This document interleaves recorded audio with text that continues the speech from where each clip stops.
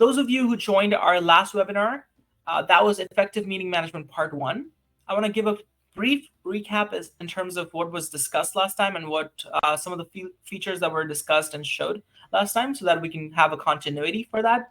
So in the last webinar, we discussed how you can use an effective meeting log that can really add value to the meetings you conduct with your teams, and how to ensure that there's continuity in terms of the agenda, the key decisions that you're making, and the action items are being noted and then followed up upon.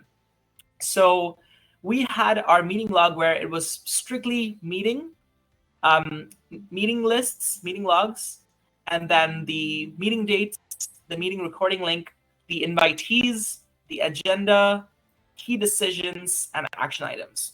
Today, we see how we've added the task level to it. So effective task management as a follow-up to the meetings that you conduct with your team. So that's really exciting because, of course, it's important to have that continuity. When you have those meetings set up, when you conduct these meetings, there's a lot of action items that are taken down, but sometimes it's hard to follow up. So we're going to show you how to do that follow-up, how to make sure that the tasks that are, the action items that were captured are then easy to track, easy to note down, easy to send reminders to, etc. Last time, we also discussed a few automations. So let me go right into that. So we discussed 2 automations and perhaps one more, but I want to repeat the send agenda and send meeting summary ones, where send agenda was where you can note down the agenda on that cell in that row, and you can send that agenda by checking the checkbox. And then you can also send the meeting summary by checking the checkbox. So for example, you can enter your agenda notes here, and then you can click on the send agenda checkbox, and it sends that meeting agenda to all your invitees. The next is the key decisions and the action items. So when you note down your key decisions and action items, you can click on the send meeting summary, and that way you can send the meeting summary out to your invitees as well. Now, of course, if you missed the first part, the Effective Meeting Management Part 1, which has all the details as to how you can set this up, how you can set these automations to send the agenda, send the key decisions and action items as meeting summaries, you can check out our webinar number 1 about effective meeting management, which will hopefully also be available on YouTube soon. But you can always email us and you can get back to us. If you have any questions at the end, we'll also be taking questions. So stay tuned for that. Alrighty. So that was a nice spiel about our last webinar, which was our Effective Meeting Management Part 1. Today, we're going to talk about Effective Meeting Management Part 2, which includes tasks and how to follow up on action items and different items as part of the what happens after the meeting. So we'll go to how to note down action items recorded in a meeting. So now the scenario is that you've had your first meeting with your team. You've noted down what was the meeting date. You've recorded the meeting, and you've actually put the link to the meeting recording in this cell here. You've added the invitees. So I've only got myself here, but you can, this is a multi-contact column where you can add further invitees to your meeting. And then you've sent them the agenda in advance so everyone's aware what's going on, what's going to be discussed in the meeting. After the meeting was conducted, you noted down the key decisions and you noted down the action items, and you also sent them the meeting summary email with this checkbox. Now what? You've conducted the meeting. You also want to track these action items, and you want to see what is going on. Was there a follow-up to that? You want to understand if the tasks were completed. So if you record all your action items in the cell, of course, that's a great way to store the meeting summary and the action items. However, you can also leverage Smartsheet's automations and other items like tracking the due dates, etc., through doing task management in the meeting log itself. Of course, this is recommended for teams that are not using a project schedule or a project work plan. If you are using a project schedule or a project work plan, I would recommend you using task management in that project work plan and project schedule if there is leeway there.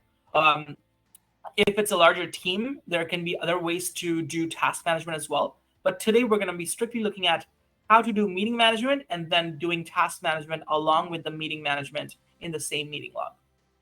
So you've got your first action item, which is John to set up the weekly meetings. So you can add that as your first task in your meeting one. So I'm going to go ahead and add that here. So John to set up the weekly meetings.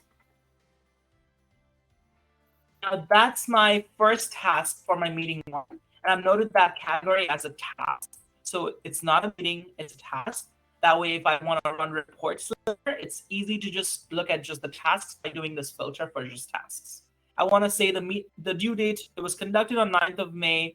I want to say the due date for that is right after. So perhaps by 10th of May, I want to make sure that the weekly meetings have been set up and it's been assigned to myself in this case, but I can assign this to John in the real case.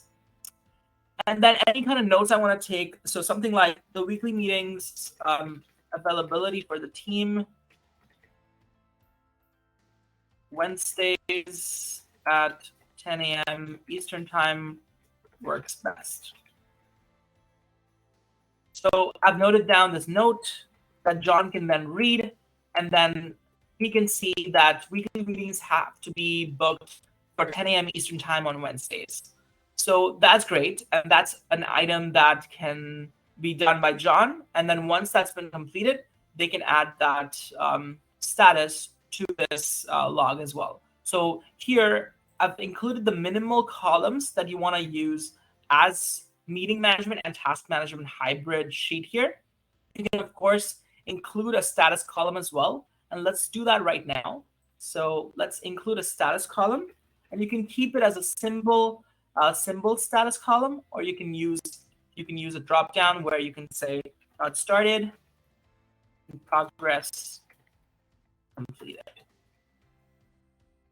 And that way, when John comes in here, he can mark this as completed when it's been completed. Alrighty, so that's the first part where you can add these action items as part of your meeting. You can also make these tasks children of your meeting. So for example, in this case, the John to set up the weekly meetings is a child of the meeting one. Let me delete task number 2, and let's say you've conducted your meeting number 2 today. So let me mark that today as the meeting date for meeting number 2, and the category for that one is meeting. Since it's a meeting, the status is completed. Now, I want to add a few tasks to my meeting number 2. How would I do that? I'm going to insert a new row, and I'm going to say that this is going to be my task for today, and I'm going to say that look at the full results from the webinar. So that's assigned to me, and currently this is not indented, so I'm going to indent that so I can make that part of the meeting number 2. And I'm going to categorize that as a task since it's a task. And its due date is today itself, so later today. And I'm going to assign this to myself. So that way, I know that that's a task that is assigned to me. And I have to look at the poll results later today. And when I'm done with that, I can mark that status as completed. Currently, it's not started. So that's a brief overview of how to do how to put the actions as part of your meeting. You can make them as children of your meeting, and that way all of your tasks are being tracked. You're also tracking who's responsible to complete these tasks, and you're also managing the statuses from this sheet. Of course, a couple tweaks here will make your sheet really, really cool, which we're going to talk about in this session here. First thing I really like is the levels column. So let's include a level column. What this will do is it's going to count the ancestors for each of these rows. And that way, it's going to automate whether the category for each of these is a meeting or a task. So how do we do that? So let's do equals count ancestors. It's a very simple formula here where you're doing count ancestors. When you're doing count ancestors for each row, what you're counting is how many parents before this row does each row have. So for example, for this one, we can see it's a 0. I'm going to make it a column formula. So that way, I've got my first level that's the meeting. And we can see our second levels are our tasks. So that way, what I can do with this level column is I can leverage that for my category column. And I can say if level at row, so I can select that cell here, level at row equal to 1, and I want to say it's a meeting. Otherwise, if the level at row is equal to 2, and I want to say it's a task, and then I'm going to just say otherwise, just leave it blank.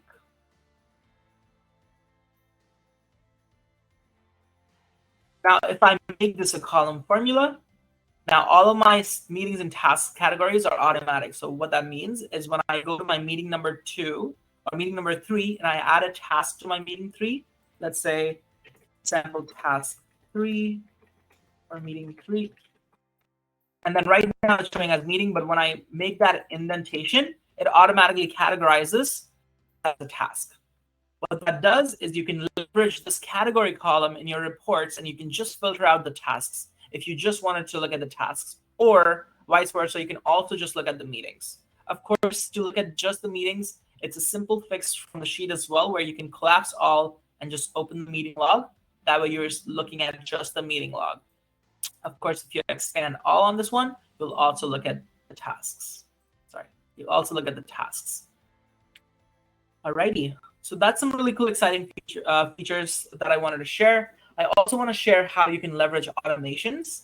So you can also, by the way, just before I leave the level column, you can also hide the level column. That way, no one who's interacting with this sheet is looking at that level column, but you're still leveraging that in the background. Before I move to automations, I also want to talk about how you can leverage the level column in the conditional formatting. So right now I've got no rules for conditional formatting, but if I wanted to make sure that all my meetings had a certain color, so let's say I wanted to say if the category was meeting, if I wanted to say all meetings should have a slight gray background with a bold, then I can quickly identify all of my meetings by just saying category is meeting, and then I can apply that format to all of my meetings.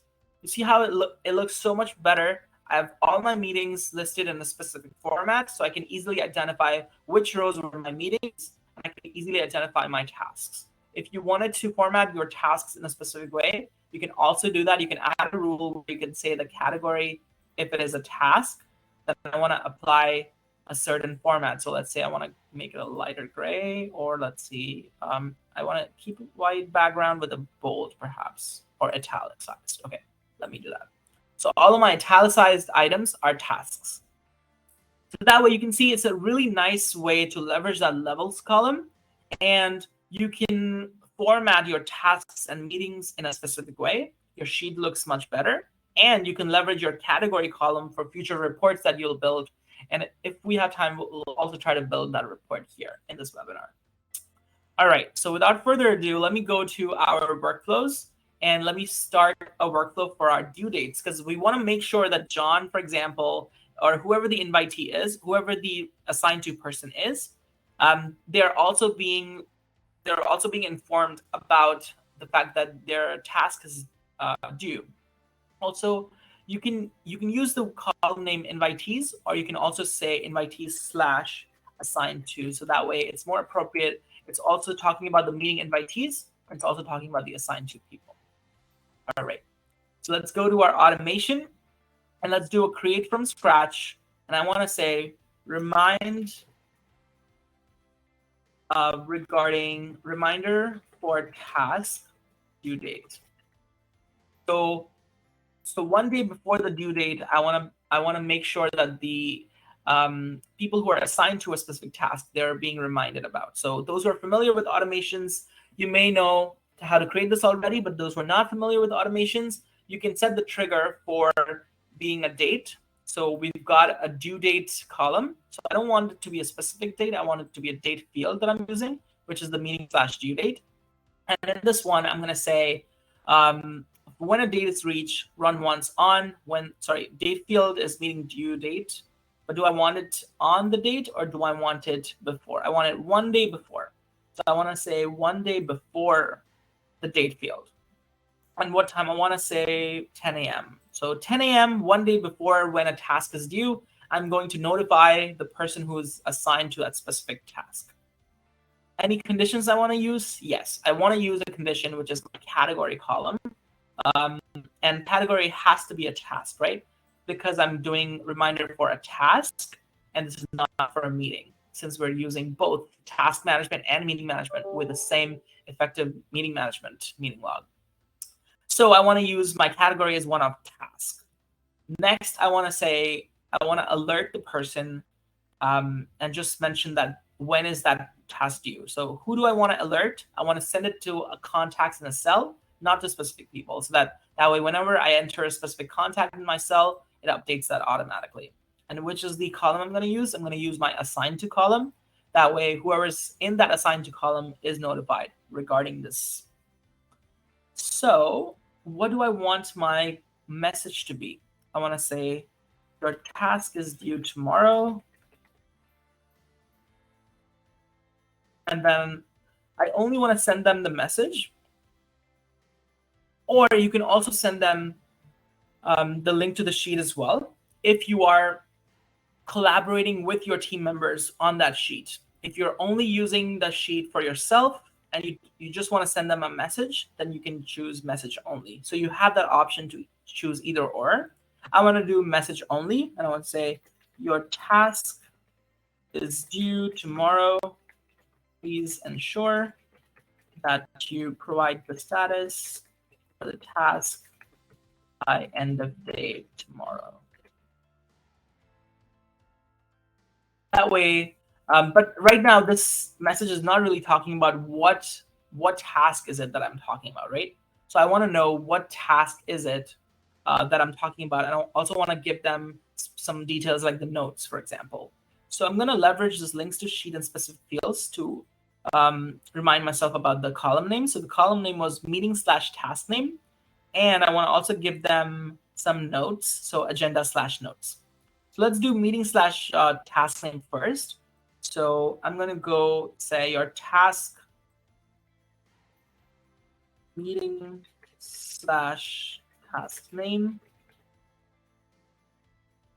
What this is going to do is it's going to embed that task name onto this message. So when the receiver is getting this, when the person who's assigned to is getting this, they're going to see the task name. So your task name is due tomorrow. And then I want to also put my date there, right? So let's do the date. So what's the date field called? It's called meeting/due date. Let's do that. So meeting/due date.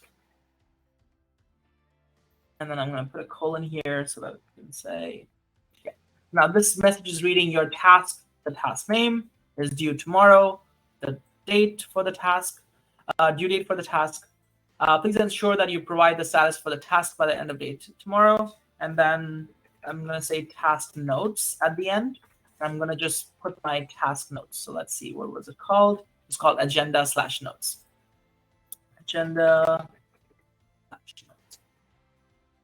Okay, so let's revise or recap here, and I'm going to add some spaces so that it's easily legible. Okay, perfect. So your task meeting/task name is due tomorrow, meeting/due date. Please ensure that you provide the status for the task by end of day tomorrow, and then task notes, agenda/notes. What this is ensuring is that they know what the task name is, they know what the due date is, and they also know and aware of the fact that what are the notes associated to that task. So that's one way to leverage the message section.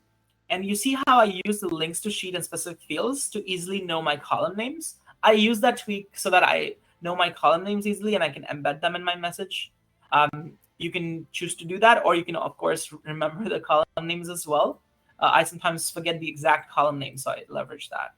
Let me go to message only, since I only want to send them the message.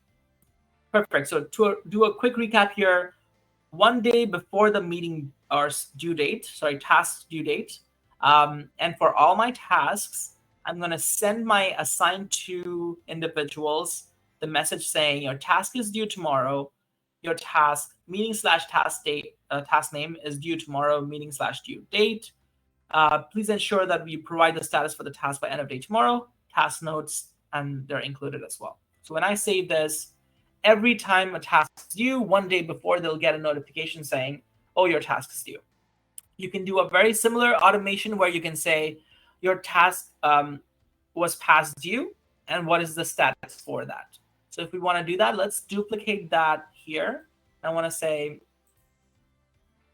task status update.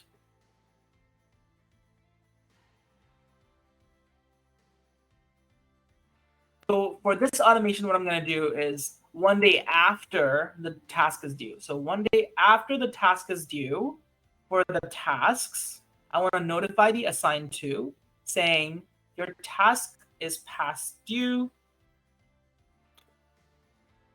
right? Your task is past due.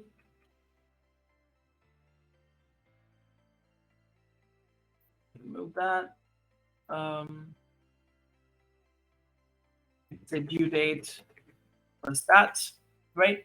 And I want to say, please ensure that you provide the status for the task. So it seems like this is an update request, right? So it's, you have the choice right now to remind them to put the status, or you can send them an update request to do this. So I'm going to choose them to send a reminder, since I don't like a lot of like update requests coming through emails. But if you like that, you can surely use update requests as well. So I'm going to say, please ensure that you provide the status for the task. And these were my task notes. And I'm only sending a message. So therefore, what are we forgetting here? We're forgetting the fact that they could have already updated the status, right? So I want to make sure that the condition where status is not one of completed. Why am I doing this? Because if they had already put status is completed, then I don't have to tell them, oh, can you please update the status for this? Right? So I want to say your task is past due. Please update, please provide the updated status. Right? So that way they can provide the updated status. And if they've already provided the updated status saying completed, I don't have to notify them. So that way my automation is complete. We see how we've leveraged the category column that we used, which was done via a formula by leveraging the level column, right? And then we use the category column to set up the automation, so that the automations that are respectively for tasks only, you have that category filter as a condition. So you're only sending these notifications for the tasks. And then vice versa, you're only sending the meeting specific notifications for your meetings, right? Alrighty, so that was the meeting log, effective meeting management part 2. I want to be ambitious here, and I want to do a report. So let me duplicate this sheet here. And let me go to my folder here. So we've got these tasks, we've got these meetings. I want to now create a report where I only see my tasks, I only see my meetings. So how do I do that? So all tasks. So I'm going to do only the all tasks report, where I see all of my tasks only, or I can call it tasks only. Call it effective task management, or effective meeting management tasks only. All right. So what this is going to ensure is it's only going to bring in my tasks, right? So I first of all have to choose my source sheet. I've got my effective meeting management part 2, where I've got my tasks. What columns do I want to display? My sheet name and primary came by default. I definitely want to include my notes. I want to include my invitees are assigned to. I do want to include my task name, which is my primary. So for now, I think I'm okay with these 3, and we can see if we need anything further. I'm going to rename the primary in the report to task name. I'm going to rearrange this a little bit. And I'm going to increase the size of notes. I realize I don't have my date here, so I'm going to put my due date as well. So I've got my due date. So I've got my task. I'm going to increase the size for that. So I've got my task, I've got my due date, I've got my assigned to column, and then the notes. Do I need the sheet name column? This is optional. So the sheet name column ensures that you can quickly go to your sheet for the meeting management. For this purpose, for the purpose of this report, I do not need my sheet name. So I'm going to go ahead and remove this column. So there you go. You've got your entire meetings and tasks. What am I forgetting? I'm forgetting my filter, right? I want to only filter for my tasks. So I want to say category is one of tasks.